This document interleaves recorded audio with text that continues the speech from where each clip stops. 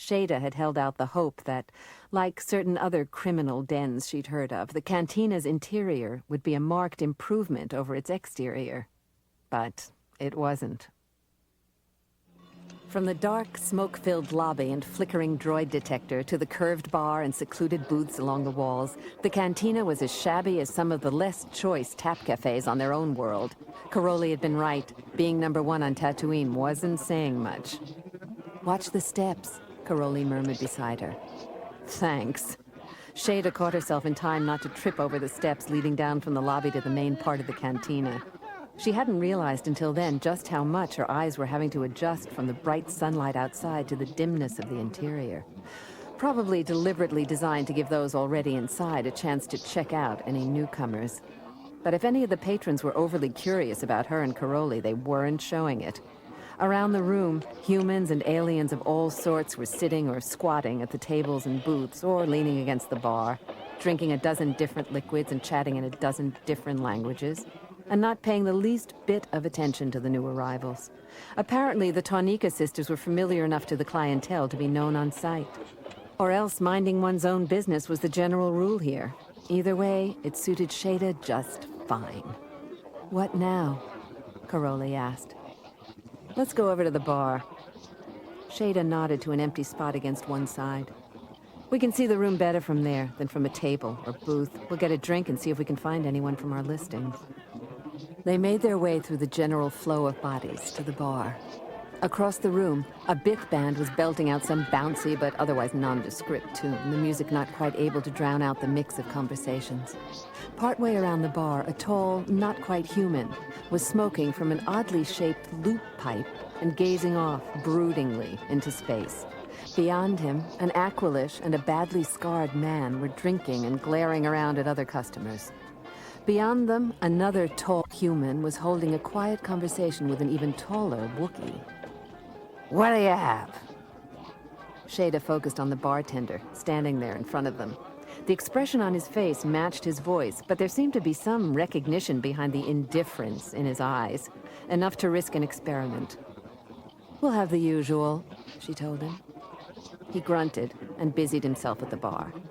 Shada glanced at Karoly's suddenly aghast expression, winked reassuringly, and turned back as the bartender put 2 slender glasses in front of them. He grunted again and walked away. Shada picked up her glass, willing the tension to flow out of her. "Cheers!" She lifted the glass to Karoly. "Are you crazy?" "Would you rather I'd ordered something way out of character for us?" Shada took a careful sip. Some kind of Sulustan wine, she decided. "Let's get started." Still glowering, Karoly pulled the slender cylinder of their spy's scanner datapad from her jumpsuit and flicked it on. "All right," she muttered, glancing back and forth between it and the Cantina's patrons. "The fellow with the loop pipe. Oh, never mind. He's an assassin. Those 2 Duros over there. Huh. No listing here for them." "Their flight suits look too neat for smugglers anyway," Shada said. Across the bar, an old man with white hair and beard and dressed in a brown robe stepped up to the Wookiee and his tall companion. There was a short conversation between the 2 humans, and then the tall human gestured to the Wookiee and wandered away. "What about that Aquilish over there?" "I was just checking him," Karoly said, peering down at the end of the scanner. "Name's Pondo Baba, and he's definitely a smuggler. That Scarface beside him." "Hey!" the bartender barked. Shada stiffened, her hand reaching reflexively for her hidden knife. But the bartender wasn't looking at her. "We don't serve their kind here," he snapped, gesturing sharply. "What?" came a voice from behind her. Shada turned around. At the top of the steps stood a boy, about her own age, dressed in loose white clothing and frowning in puzzlement at the bartender. Beside him were 2 droids, a protocol droid and an astromech unit, similar to Kai's D4 model. "You're droids," the bartender growled. "They'll have to wait outside. We don't want them here." The kid spoke briefly to the droids, who turned and scurried back out. Continuing down the steps alone, he moved over to the bar and gingerly wedged himself in between the Aquilish and the old man in the brown robe. The Scarface is named Dr. Evason, Karoly said. I've got 12 death sentences listed here for him. For smuggling? Shada asked, frowning at the brown-robed old man. There was something about him, some sense of quiet alertness and self-control and power that set the hairs tingling on the back of her neck. No, botched surgical experiments. Yuck. We'll keep him in mind as a last resort. Shada's eyes and thoughts still were on the brown-robed man. Whoever he was, he definitely didn't fit in with the rest of the clientele. An Imperial spy, perhaps? That old man over there. Do a check on him, she told Karoly. The kid was still standing on his other side, gawking around like a tourist. Were they together? Grandfather and grandson, maybe, in from the countryside to see the big city? And then, abruptly, the Aquilish gave the kid a shove and snarled something at him. The kid looked at him blankly, then turned back to the bar. Stepping away from the bar, smiling rather like a predator preparing himself for lunch, Dr. Evason tapped the kid on the shoulder. "He doesn't like you," he said. "Sorry," the kid breathed, starting to turn away again. Evason grabbed a handful of the kid's clothing and yanked him back around. "I don't like you either," he snarled, shoving his mangled face close to the kid's. Around them, conversations came to a halt as heads turned to look. "You just watch yourself, we're wanted men!" "Uh-oh," Karoly said quietly. Shada nodded silently. The kid was in for it now. She'd seen enough Tap Cafe fights to know a setup when she saw one. "We're staying out of it," she reminded Karoly. "But if they get arrested..." Shada cut her off with a sharp gesture. Smoothly, gracefully, as if he'd been fully aware of the situation from the start, the old man had turned away from his conversation with the Wookiee. "This little one's not worth the effort," he said soothingly to Evason. "Come, let me get you something." It was, Shada realized, as neat a face-saving gesture as she'd ever seen. Evason and the Aquilish could now accept a drink, maybe snarl and posture a little more, and then move on with whatever passed for personal honor, intact. But unfortunately for the old man, Evason wasn't interested in a peaceful settlement. For a split second he glared at the old man, his predator look hardening into something ugly and vicious. Conversation at the bar had all but ceased now. Every eye turned toward the violence about to break. From their alcove, the band played on, oblivious to what was happening, and then, with a roar, Evason shoved the kid violently to the side to crash into one of the tables. His hand swung up, a blaster gripped in it. Beside him, the Aquilish also had his blaster out, an urgent, "No blasters! No blasters!" from the bartender going completely unnoticed. The weapon swung up, targeting the old man. They never got there. Abruptly, the old man's hand exploded into brilliant blue-white light, a flickering, hard-edged fire that slashed with surgical precision across his two attackers. There was a blaster shot ricocheted into the ceiling, a scream and gurgling roar. And then, as abruptly as it had begun, it was over. Evason and the Aquilish collapsed out of sight beyond the bar, their moans showing they were at least temporarily still alive. From where she stood, Shada could see the Aquilish's blaster lying on the floor, still clutched in a hand no longer attached to its owner. For another moment, the old man remained as he was, his glowing weapon humming, his eyes flicking around the cantina as if assessing the possibility of trouble. He could have saved himself the effort. From the casual way the other patrons were turning back to their drinks, it was obvious that no one here had any particular affection for the downed smugglers. At least, not enough to take on the old man over it. And it was in that second's worth of pause that Shada was finally able to identify the weapon the old man had used against his attackers. A lightsaber. "You still want to know who he is?" Karoly asked dryly from beside her. Shada licked at her lips, a fresh tingle running through her as the old man closed down his weapon and helped the kid back to his feet. A Jedi Knight. A real, living Jedi Knight. No wonder she'd sensed something odd about him. "I doubt he's for hire," she told Karoly, taking a deep breath and forcing her mind back to the business at hand. If the Jedi Knights of the Old Republic had still been in power when their world was destroyed... Well, that eliminates Riij Zahn and the Aquilus, she said to Karoly. Keep looking. They spent the next few minutes sipping their drinks and surreptitiously scanning the room. Then spent a few minutes more talking to 3 of the most likely prospects, but to no avail. 2 of the smugglers were already under contract, though one of them offered with a leer to take them along as passengers if they were nice to him. The 3rd smuggler, an independent, was willing to talk, but made it clear that he wasn't planning to move his ship until this sudden Imperial focus on Tatooine had calmed down. Great, Karoly grumbled, as they returned to their previous spots at the bar. Now what? Shada looked around. A few new faces had come into the Cantina since they'd begun their search, but most of them had the look about them of men who didn't want to be disturbed. She looked in turn at each of the booths lining the walls, wondering if they might have missed someone, and paused. There, right behind them, was the Jedi Knight and the kid, talking to the Wookiee and a man she hadn't seen come in. Check him out, she said, nodding toward the latter. Karoly peered at the scanner readout. Name's Han Solo. Smuggler, does a lot of business with Jabba the Hutt. Put it away, quick. Shada was looking toward the Cantina lobby. Karoly followed her gaze, and Shada felt her stiffen. Striding down the steps toward the bar, heavy weapons held at the ready, were a pair of stormtroopers, who clearly weren't here for a drink. I wonder if there's a back door out of here, Karoly murmured.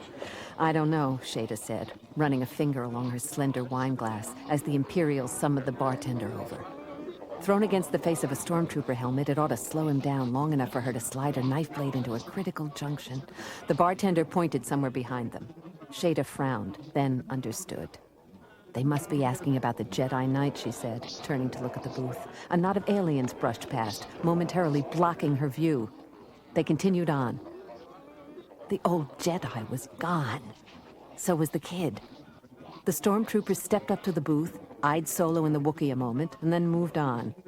For a moment, as they looked around, their armored masks seemed to pause on Shada and Karoly.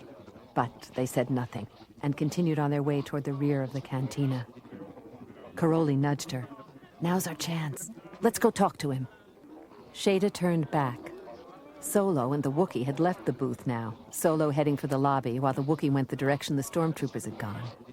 Probably where the back door was, which would explain how the Jedi and the kid had disappeared. Right. Shada took one last sip from her glass and put it back on the bar. She turned again, to find that Solo was no longer walking toward the lobby. He was instead backing into a booth at the wrong end of a blaster, held by a dirty-looking Rhodian. Uh-oh, Shada said. Friend of his? Doubt it, Karoly said, palming the scanner. Hang on, his name's Greedo. He's a bounty hunter. For a long moment, Shada stared at the quietly tense discussion in the booth, trying to decide what to do. Taking action would jeopardize her cover as Brea Tonnika, and certainly there was no shortage of smugglers in the Cantina. But there was something about the way Solo carried himself that she liked. Or maybe the fact that he'd been talking with the Jedi Knight. I'm going to take him, she told Karoly. Get ready to back me up. She reached for her knife, but before she could draw it, Solo solved the problem on his own. From the booth came a flash of muffled blaster fire, and the Rhodian slumped over onto the table. Warily, Solo slid out of the booth, holstered his blaster, and continued on toward the lobby, flipping a coin to the bartender as he passed. Karoly let out a breath. Good thing we weren't interested in Greedo. This isn't a very healthy place to hang around. No kidding, Shada said. Let's go catch Solo before he gets away. And then, from behind her, a sweaty hand closed on her wrist. Well, well, well. What have we here? Shada turned. The sweaty hand belonged to a sweaty Imperial colonel, his uniform streaked with sandy dust, a maliciously pleased look on his face. Behind him were the 2 stormtroopers who'd come through earlier. Brea and Seni Tonnika, I do believe, the colonel went on. How nice of you to drop back into sight again. You can't imagine how broken-hearted Grand Moff Argonne has been since your departure. I'm sure he'll be pleased to see you again. He lifted an eyebrow. as well as the 25,000 you stole from him. Smiling sardonically, he gestured to the stormtroopers. Take them away.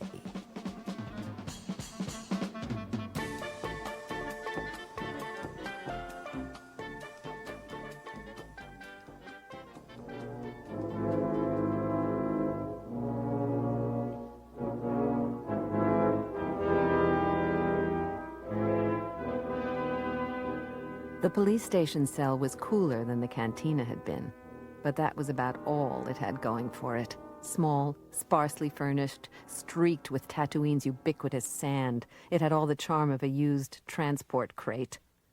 Did you catch when they'd be moving us out? Karoly was leaning against a wall, gazing dolefully at the door.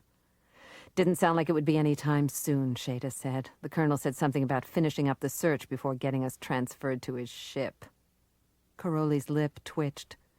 Clearly, she was also appreciating the irony here. The Imperial search had already ended, only they didn't know it.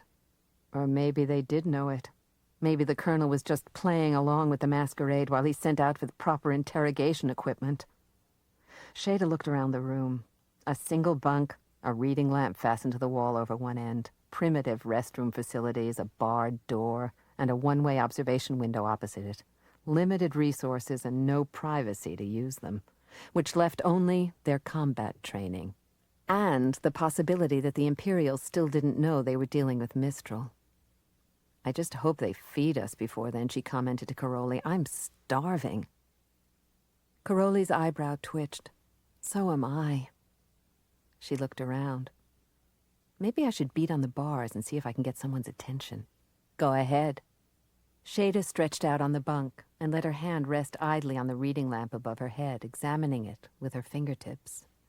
It was fastened to the wall over the bunk, but a little work with her belt buckle ought to get it off. Behind it would be power cables. On second thought, you might want to try that mirror instead, she said to Karoly, nodding back at the spy window. Someone's probably watching it. Okay, Karoly said. She stepped over to the window and pressed her face against it, blocking the view into the cell. Hey, anyone there? Quickly, Shada pulled off her buckle and got to work as Karoly kept up the noise. She got one of the 3 fasteners loosened, did the second, started on the third. Shut up the noise! Someone snapped. Shada paused, palming the buckle, as a man in a faded uniform appeared at the door. We're hungry, she complained. Too bad, he growled. The meal's come in 2 hours. Now shut up, or I'll have you strapped down and muzzled. 2 hours? We'll never make it that long. Can't you get us something to tide us over? Please, Karoly added, smiling encouragingly. The guard's lip twisted, and he was just opening his mouth for what would probably have been a memorable comeback when a young man in civilian clothing stepped into view. Problems, Happer? Always. I thought you were off till tonight.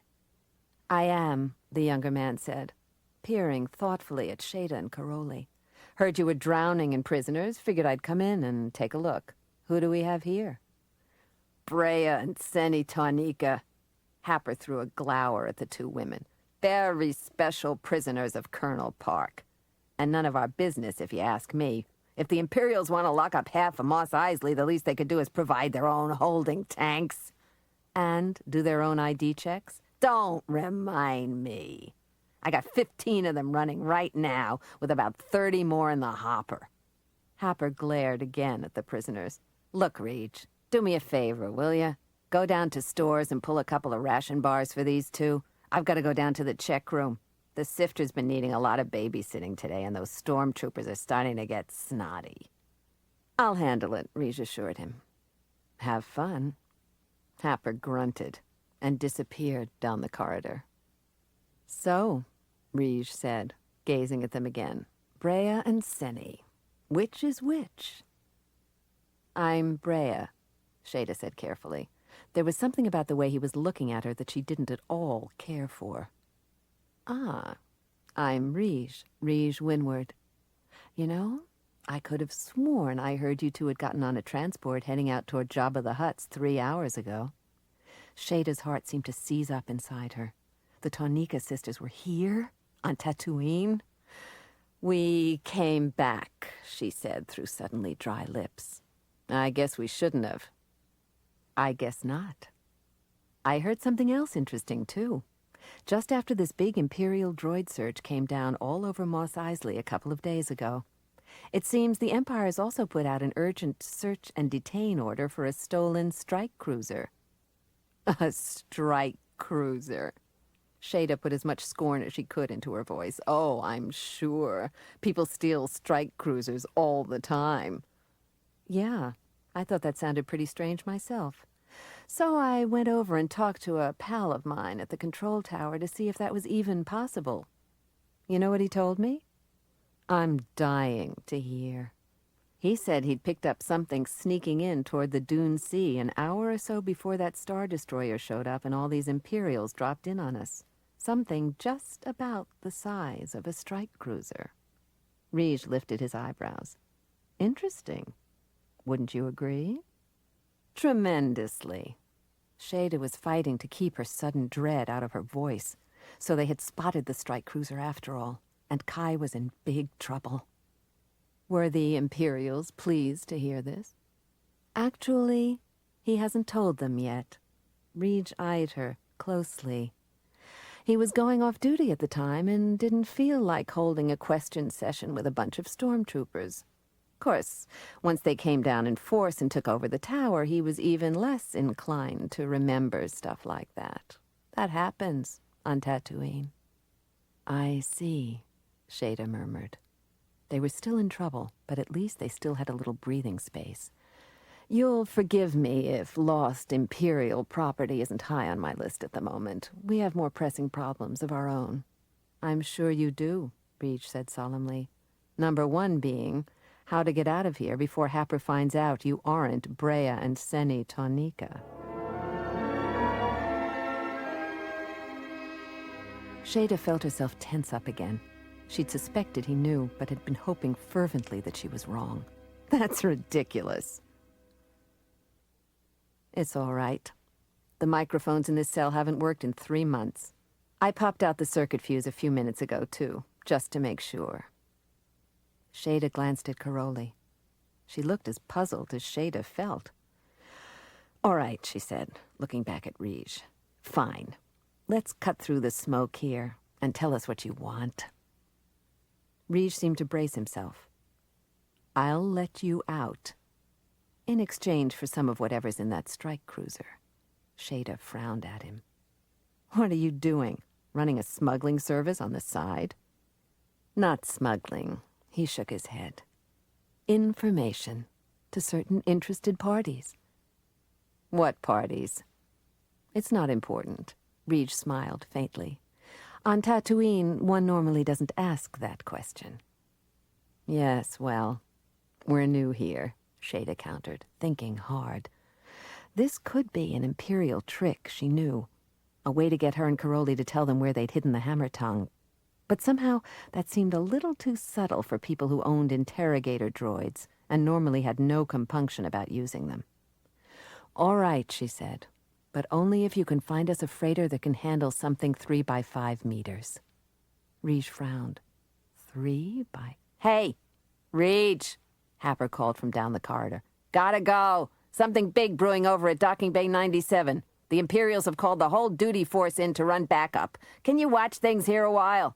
Sure, no problem, Riij assured him. Thanks.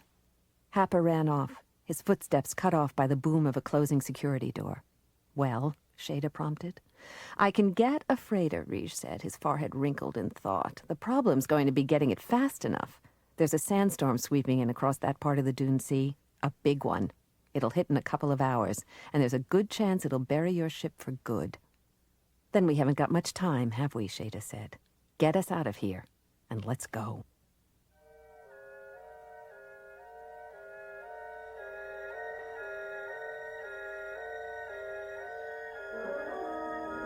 The wind was already picking up across the sand dunes as Riij set the transport ship awkwardly down at the edge of the makeshift tunnel leading to the strike cruiser. How long have we got?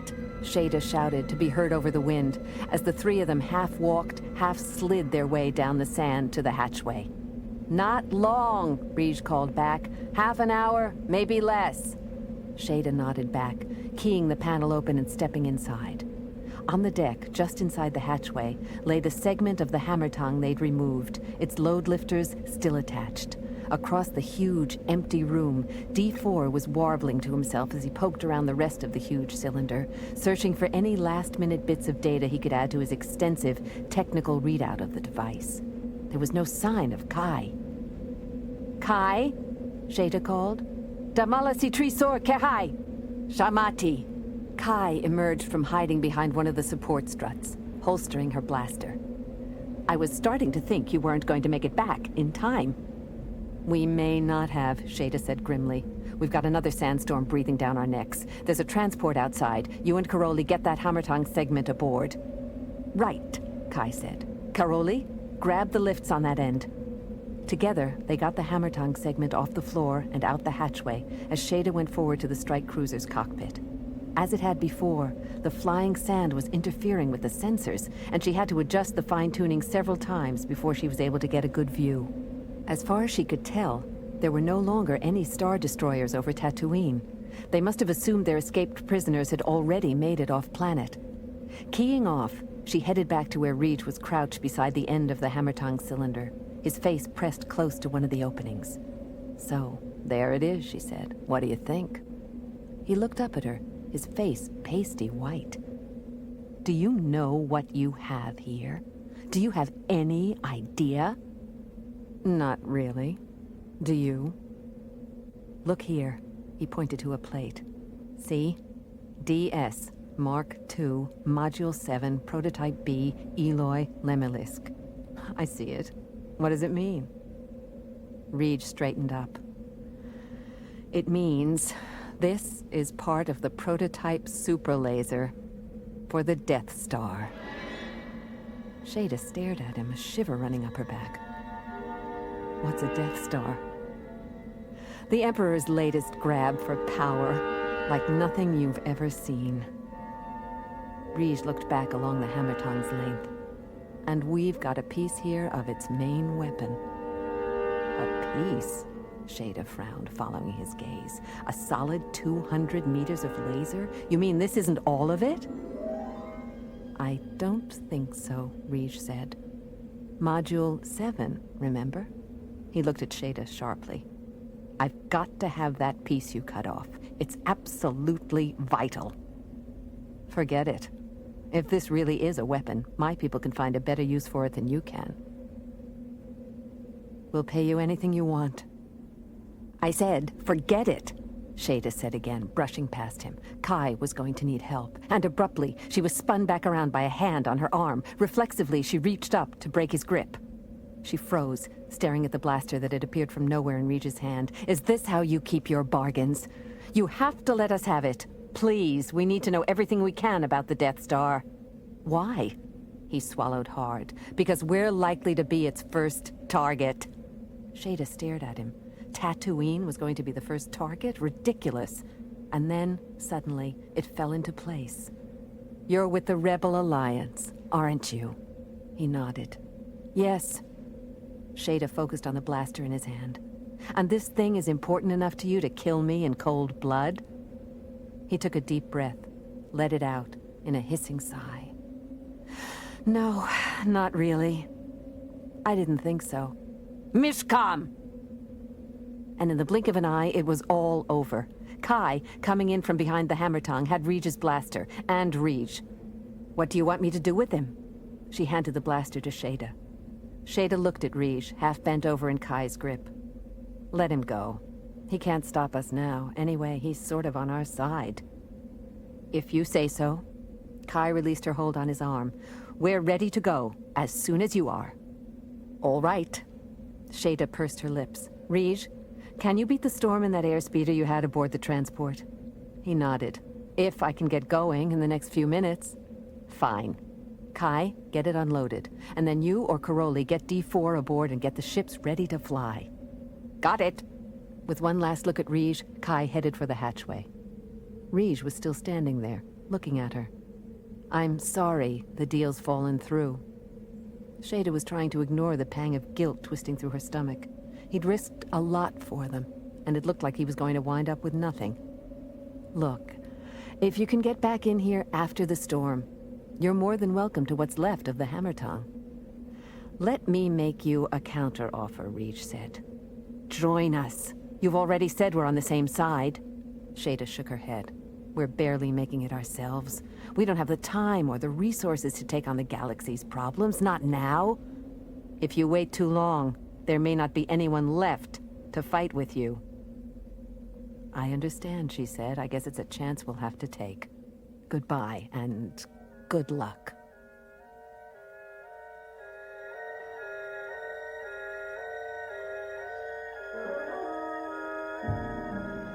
The sand was shaking the transport's hull by the time Shada finished double-checking the Hammertong's restraints and made it back up to the bridge. We all set? She asked Karoly as she strapped herself in. Yes. Riij get off all right? Shada nodded. Looks like just in time, too. Karoly threw her a sideways look. I'm not sure it was such a good idea to let him go.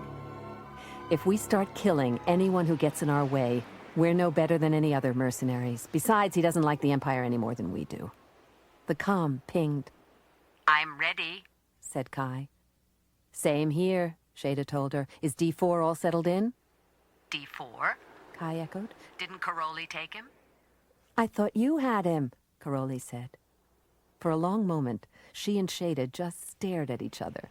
Then, with a muttered curse, Shada jabbed at the comm panel. Riij, come in. There was a hiss of sand-driven static, and then the other's voice came faintly over the speaker. This is Riij. Thanks for the loan of your droid. I'll leave him with the Bothan Shipping Company on Pirokit. You can have him back when you return the freighter. He was gone. You want me to go after him? Kai asked. D4, with a complete technical readout on the Hammertong. No, Shada told her, smiling in spite of herself at Riij's ingenuity. No, it's all right. We owe him that much. And if he's right, he and his friends are going to need all the help and information they can get. Her smile faded. DS Mark II, the plate on the Hammertong had said. Death Star? Mark II, perhaps? A second generation of this thing Riij was so afraid of? It could be. And if so, the Mistryl might have to seriously consider that offer to join up with the Rebel Alliance. And if not all of the Mistryl, perhaps Shada would do so on her own. Maybe there she would find something she could truly believe in. But in the meantime, she had a package to deliver.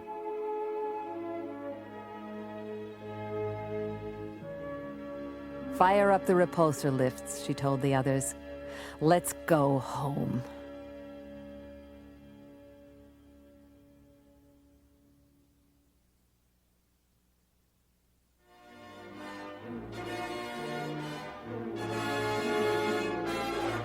This is Laura Esterman. We hope you have enjoyed this production of Star Wars, Hammertong, The Tale of the Tonnika Sisters by Timothy Zahn. This program was produced by David Rapkin and directed by Lars Hoel. Hammertong is a production of Lucasfilm Limited, copyright 1994, all rights reserved. Hammertong is included in the short story collection entitled Star Wars, Tales from the Mos Eisley Cantina, published by Bantam Books.